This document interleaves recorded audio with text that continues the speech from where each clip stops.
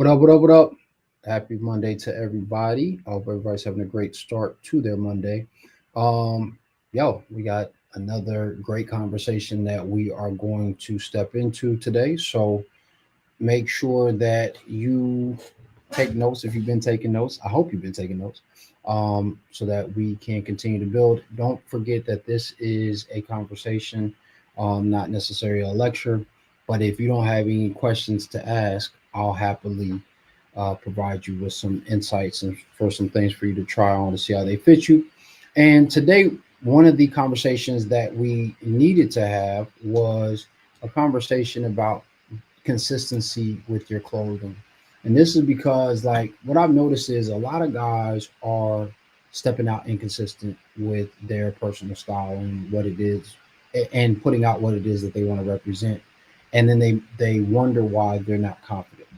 So a lot of times what happens for guys is they think that we if we are just around or aware that like will benefit. And I say that meaning for the longest time when I was developing my style, I thought, oh, if I am, cool over here, urban, cool look over here, preppy some days over here, and then just fly guy trendy over here, that all benefit.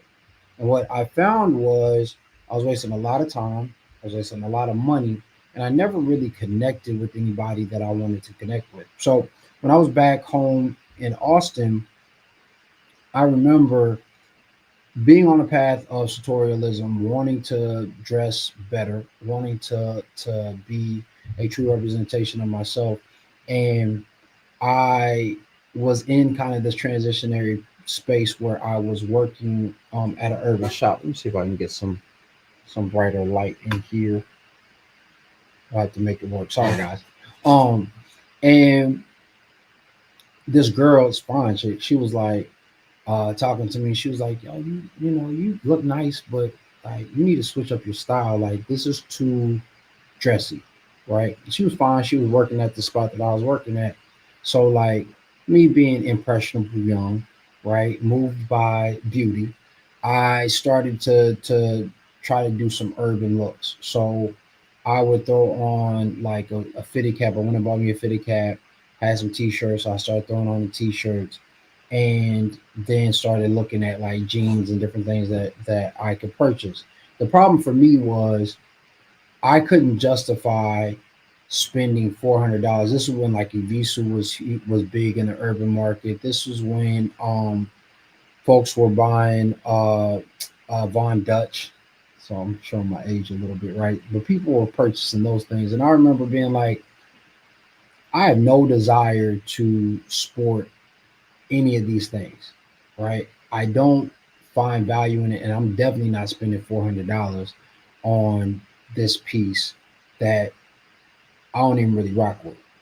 So in that space, I started to try to find alternatives, like I was buying Levi's and things of that nature, but it never really was me, and it ended up being a consequence of three things. Like I never really felt confident in what I was wearing. I never really connected with the type of young ladies or the fellas that like I wanted to build friendships and networks with. And then also I never really had something that was cohesive. Everything seemed to be disjointed until I started realizing the importance of a consistent wardrobe. And that's what I want to pass on to you. And we'll talk about, of course, the consciousness, how you curate your closet, and then ultimately how you can communicate those things to your benefit.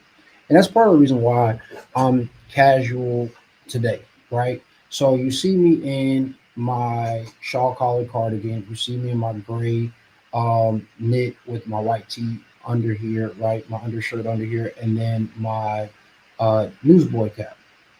Now, this is something I could have worn today. I wore 80% of this. I just didn't wear the cardigan because it got a little warm here in Georgia. But this is something that I have worn numerous times out when I'm hanging out. If me and the wife have to run quickly to the store, or we're running errands, and this is still very much consistent with my character, but it allows for much more casual communication. because of the consistency as well of this piece, I've dressed this up. I've thrown this on with a beautiful waistcoat, a button-down shirt and tie, and a great pair of slacks. I've then made this a little bit more business casual, button-down collared shirt with a nice heavier sweater that's lighter than this but heavier than my flannel, and then a great pair of cords, and worn it casually, just like this, with a pair of drawstring trousers or sweatpants and a pair of sneakers. So there's consistency in what I'm wearing, and there's a benefit from that because when people see that, they're like, "Oh, that is on brand. That's his character. That makes sense when I see it." And so there's a consequence when you're out of character. So I remember I was having a conversation with a homie, and this happened in three different chapters in my life. First, when I was in high school, I was having a conversation with my homie. We had just finished a basketball game. He was in some slides. He had on like this dingy white beater and or a shirt and a pair of his basketball shorts.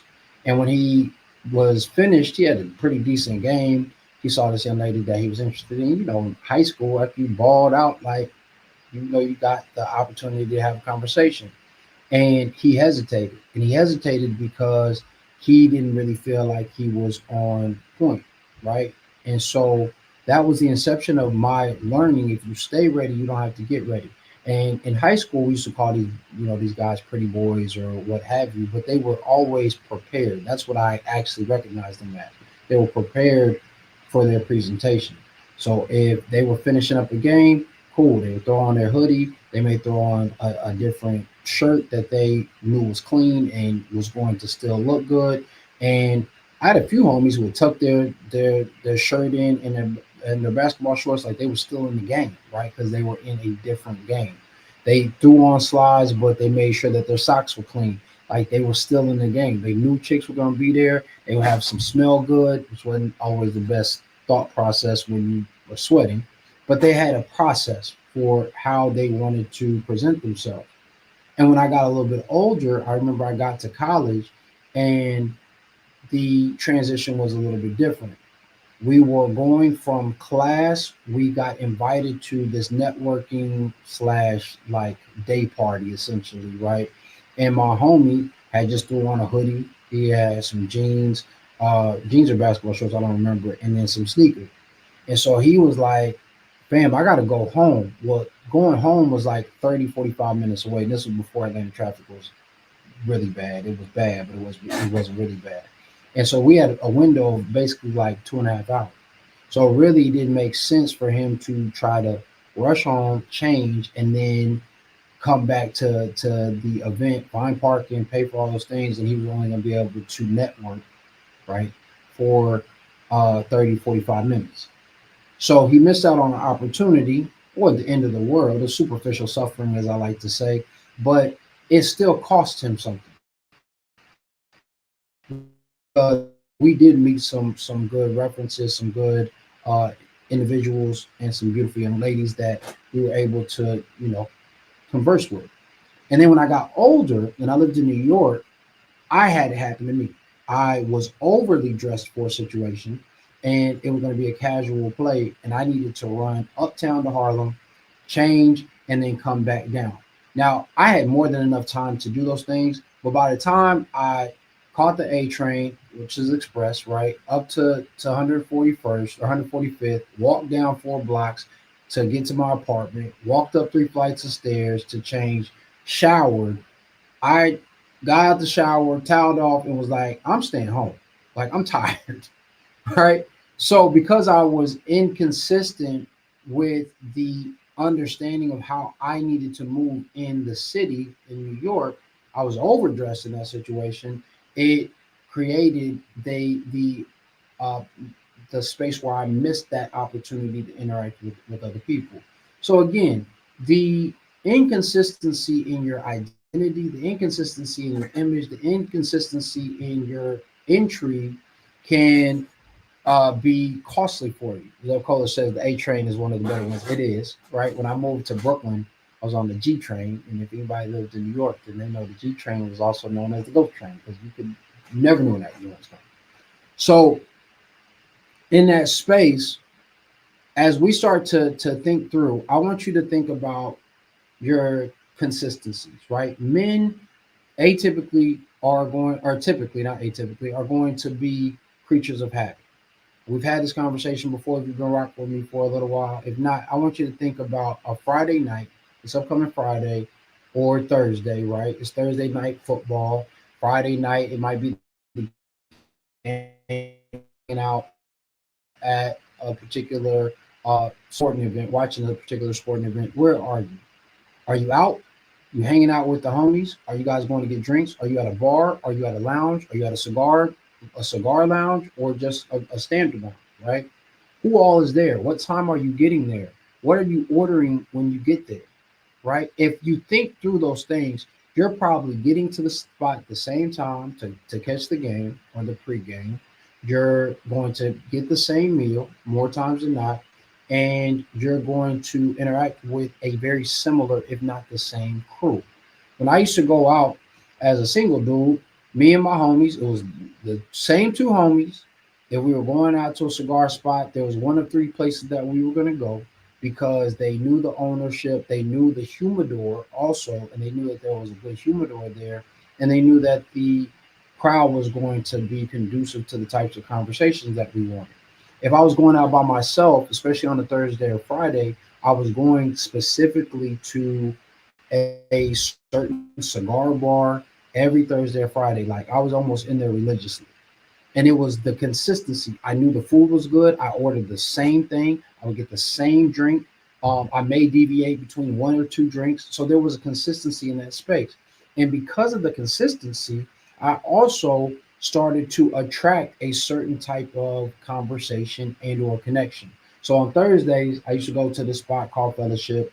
If you've been to Atlanta or if you're in the cigar space, then you've heard of Fellowship. It's Cam Newton's cigar lounge. Beautiful space. Food is great. Customer service was great. I haven't been there in a little while, so I can't speak on it heavily. Customer service was great. And on Thursdays, they used to have ladies' night, right? So me stepping out in a cool jacket, right? I wasn't stepping out in this because I refused to get a sweater, uh, cigar smell into my sweater. It doesn't work for me, right? But if I was stepping out into that space, I knew if I was dressed well, I was going to attract a certain type of young lady. I was going to attract a certain conversation, and I didn't even have to initiate it. I would just be sitting at the bar, smoking my cigar, having my glass of wine, and my salmon sliders, because that's what I used to always get with the spinach, right? I was gonna have a conversation. And it wasn't even me trying to holler at a chick or trying to get at somebody. It was just the energy that I was radiating with, right? With my presentation. So I was very intentional. I was very conscious about what I was putting on when I was going out those evenings. I was making sure that I was going to create a certain type of connection or conversation talking point when I would step out. Now, a lot of young ladies, I shouldn't say a lot, some young ladies will walk up to me and be like, "Oh, I like your little hat." And fellas, we hate the little. Ain't nothing little about me. 6'4", you know what I'm saying? Big smile, big heart, big feet, big, you know what I'm saying? Like, right? Like, so always that conversation started like, "Yo, I really like that fabric. I really like that color, that you're wearing." All those different types of things. So when we start to construct our look, we have to think about those consistencies. So you want to think about a consistent collection of clothing. You want to think about a consistent color scheme that you can always go to, and a consistent conversation piece, right? Um, I have somebody said, Zeb Kohler said, people have said, "I like your little hat" to me too. They think it meant something else though. I, okay, I understand what you're saying. Okay, because that makes context. Context matters. That's inside conversation. But when we start to create and comprise a collection. This is what I'm always advocating for when it comes to my clients. Create a collection for yourself. Create a capsule collection, your centered collection for where you want to show up and what you want to represent when it comes to your style. You'll never lose. You will never lose because if you start thinking about the collection of spaces that you find yourself in, right? So it's the collection of colors, your your core pieces, and then the spaces that you're going to be in, you always benefit. So when I started to develop my look, I knew that 9 times out of 10, I wanted to be in elevated spaces from college. Like on college, in college, we would go to a spot here in Atlanta called Visions. Visions was like the preeminent, cool, classy spot, right? No sneakers were allowed. It was hard bottoms and plain jeans, right? So selfish jeans was like the dress code. And early on, they would have a happy hour, and I remember I used to love that space because I could throw on my jacket, I could throw on a nice button-up shirt, a great pair of slacks, and some hard bottoms, right? And there was a different type of community that was going to be in that space, right? And so these core items I could still wear on campus. I just may not wear my jacket one day, or I may switch that up for a cardigan, or when it was warm, I may throw on a vest. There was all these different elements that I could easily mix and match, but was still consistent with me being the well dressed guy at school, right? And then from there, I was able to create color schemes. I started to realize like I really liked greens, yellows, burgundies, purples, right? These deep, rich colors that, if you think about, all go together. So I have a pair of mustard yellow cords that I have worn numerous times with my plum purple hacking jacket that I have, right? And I may throw that on with a green sweater. Now people be like, that doesn't go together, and it doesn't necessarily match, but it coordinates, right? And you got to remember that menswear tailoring is not about matching per se; it's about coordination. How the all these pieces work together to create a concise statement, a complete statement that people can utilize. So as I started talking to other people, and they were like, well, I can't pull that off, or I can't wear that. Then we started to look at different colors that they could wear. Right now, you'll find that what's trending is green. So a lot of guys are finding forest greens. Dealing with Kelly greens, mint green, sage, the taupe, right? So there's all these different greens that they can utilize for different elements, right? You may even have a moss green that has a little bit more yellow in it. And so all of these different pieces of a color can create something that's different.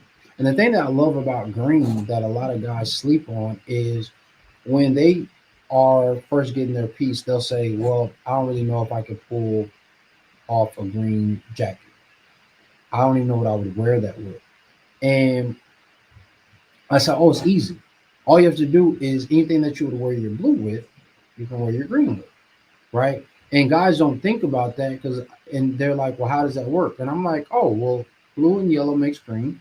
So anything that you're wearing with your blue is going to offset. It may even, depending on the saturation of the blue in the green, may even show up a little bit more blue than it does green.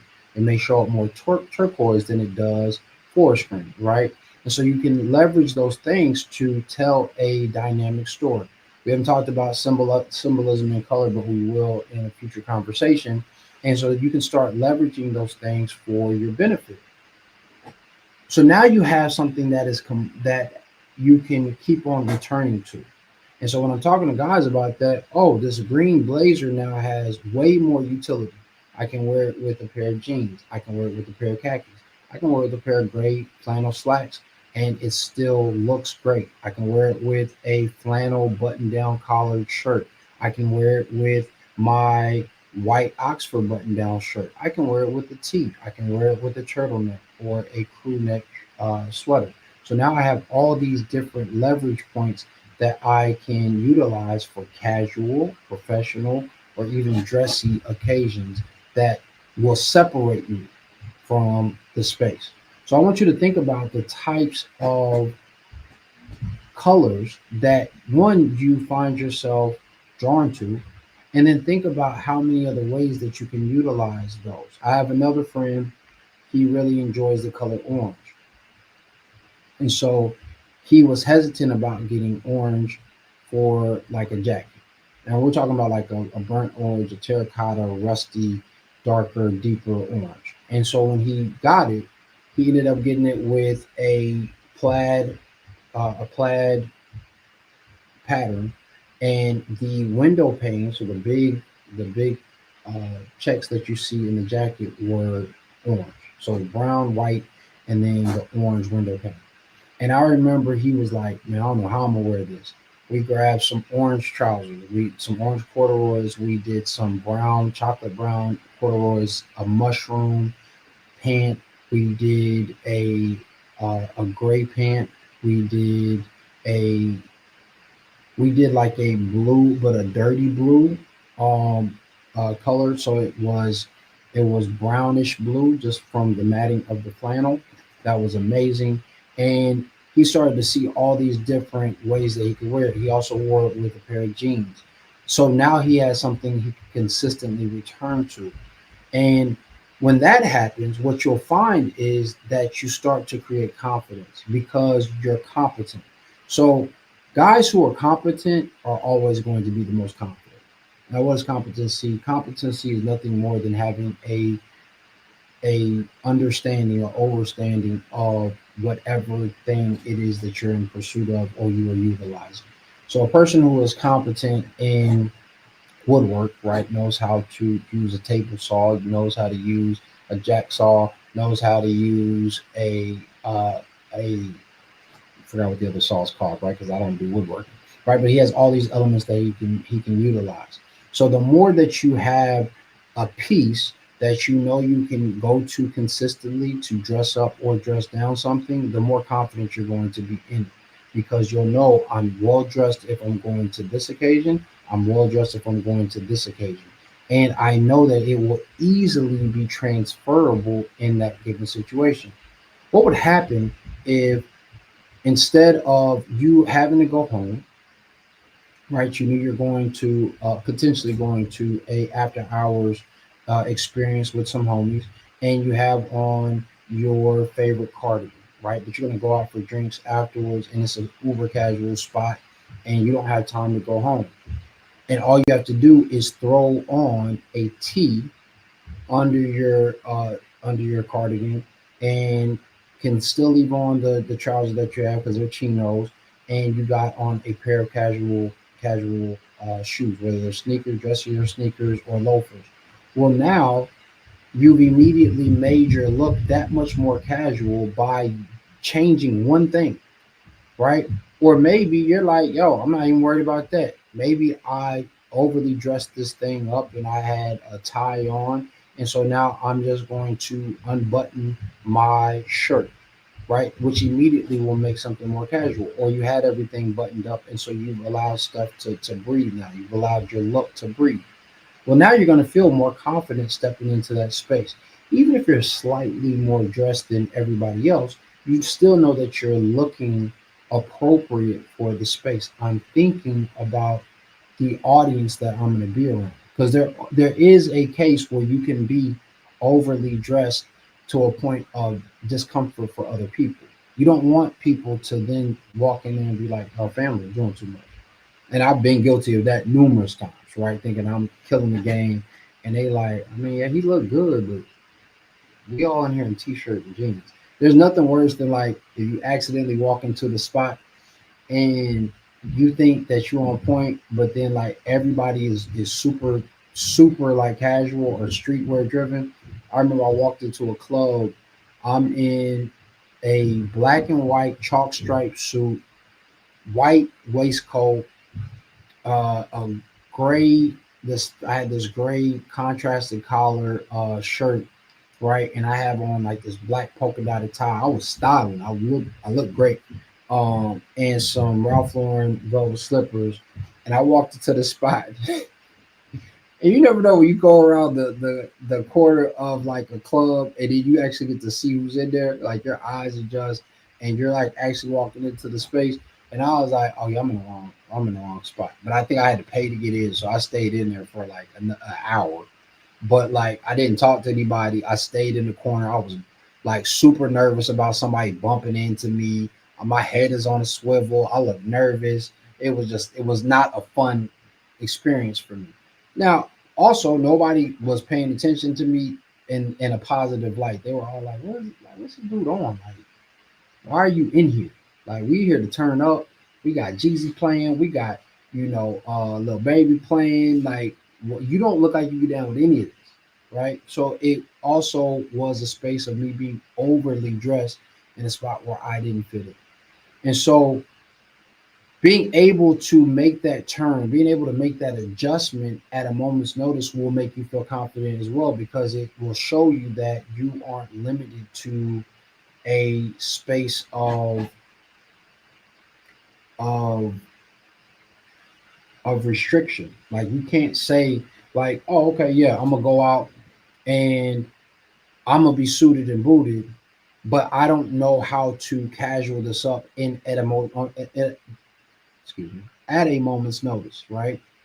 So if I'm going out to a party and I thought there was going to be a much more upscale dinner party, and now I'm realizing it's just hanging out, it's more beer than it is, champagne or wine. Cool. I'm gonna throw on a nice little t-shirt. I got a pair of chucks that I can throw on, and it's an easy transition. But the guys who are inconsistent usually find themselves thrown for a loop. And even though they may have everything that they need in their closet, they do not have the practice of putting these things on and putting these things together to see how they work. So, if you're a person who is limited on your wardrobe, maybe you don't have the funds, maybe you're revamping and revisiting your wardrobe, and you don't know how to put together a look, this is a prime opportunity. As we move into the new year, as we move into the holidays, this is a great opportunity for you to say, take a step back and say, hey, where am I going on a consistent basis? So I want you to think your professional place, right? So if your place of work is not working at home, right? If you are going hybrid, right? When are you going into the office? And what does the office look like when you're in that space? Where do you hang out? Are you a person who enjoys going to the bar? Are you a person who club hops still? Shout outs to you if you're still able to do that. Are you a day party guy, a brunch guy on a Sunday? What does that look like? And then also, where and who are you looking for when you're in this space? Are you a single guy, or are you going out with your partner? Because if you're going out with your partner, there's a certain representation that you want to sustain and maintain for the person that you're with, right? You want to make sure that you guys look like you match, like you guys are on point, and like you guys know how to play off of each other to build, because that will invite connections, that will invite opportunities, that will invite networks, right? So you want to think about the professional space as well as your leisure space, right? And ask yourself, do I have items that would easily be transferable in these spaces? Because we don't work in the staunch, formalized spaces that we used to. Everything is much more casual. So a lot of these things that you find yourself getting, you'll be able to transfer from the professional space all the way down to your leisure spaces, right? So you should have some variance in those opportunities. The next thing that you want to think about is, what is my color palette, right? What do I really enjoy, and is that really in season right now, or is that something that people are looking for? If you're a guy who likes green, it's time to go, right? It's time to get in some green items, because green is like at its pinnacle. Everybody's buying green when it comes to designers and when it comes to putting out different types of things. So you should be able to find military green, moss green, forest green, light green, like all these different types of shades and tints of green, because it is at the forefront right now, right? So figure out what your color profile is. Do you like wearing a lot of colors in patterns? Do you like subtle colors? Because you can go get right, tweed, and have all these different specks of colors that will work to your benefit when you're putting on a look, right? Or maybe you throw on a corduroy. Like, where do you like to wear these pieces? Do you like it in more color in your pants? Do you like it in your jackets? Do you like it in your shirts? Right? Because then these things are going to create the consistency that you can continue to build upon. And then think about what it is that you consistently want to convey when it comes to your look. Right? For me, I always wanted this air of sensuality, and I still do, of sensuality and of charm. I don't need things to be super loud and ostentatious. Being a taller guy, being a guy who is really not that interactive. Like, if you see me out on the street, I'll talk to you, what's up, man? But it's always a little bit on guard. So if you ever see me and I'm a little abrasive initially, it's just because I'm like, who are you, right? Especially if I don't know who you are, if I've never seen you. So if I see you and you like, oh yeah, man, style architects, I follow you, like try to fit you. I was like, oh, what's up, fam? Like, we'll talk, right? But I always want that to be a charm. So even if I'm not smiling, you still have the opportunity to come and say hello. And please come say hello if you ever want to say what's up. So consistency will always construct character and it will construct competent communication. You'll always feel like, yo, I'm on point. I'm confident because I know that this works. If I want to approach a young lady, I can. If I need to approach a network, I can. If I need to just show up and show out in a room, I can. Because I know that I'm looking and feeling and promoting the very best of who I am. I want you to try this on and see how it fits you this week, right? And send me some some comments and let me know how these things are working for you. I'm giving you things that you honestly should and can continue to build upon for your look. This is why, like, you see guys on social saying 3 ways for you to wear this piece, 3 ways for you to style this item, right? It's because they really want guys to have an understanding of consistency when it comes to their personal style, right? When it comes to your personal style, but they don't necessarily give you the why behind the what. So they tell you to go get a denim jacket, and then here's 4 ways for you to wear it. But do you really wear denim jackets? Does that align with the spaces that you hang out, the places that you like to go, the people that you want to meet?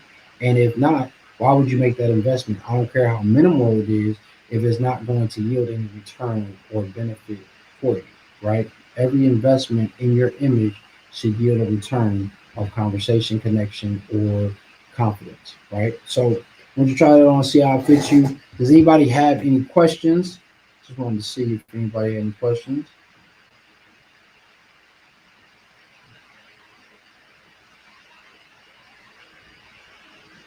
All right, just let me know if you have any questions. Any questions? Any questions? Any questions?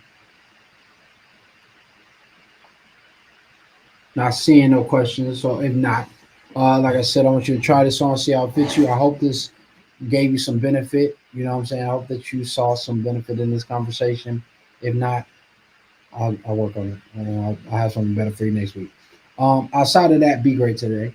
But then again, you already are, right? So now all you have to do is show up and show out in style, remembering that dress is nothing more than the expression of a man's state of mind. So you, yes, you should always dress to address your life and your style with consistency in this case. All right, I'll see you next week. Peace.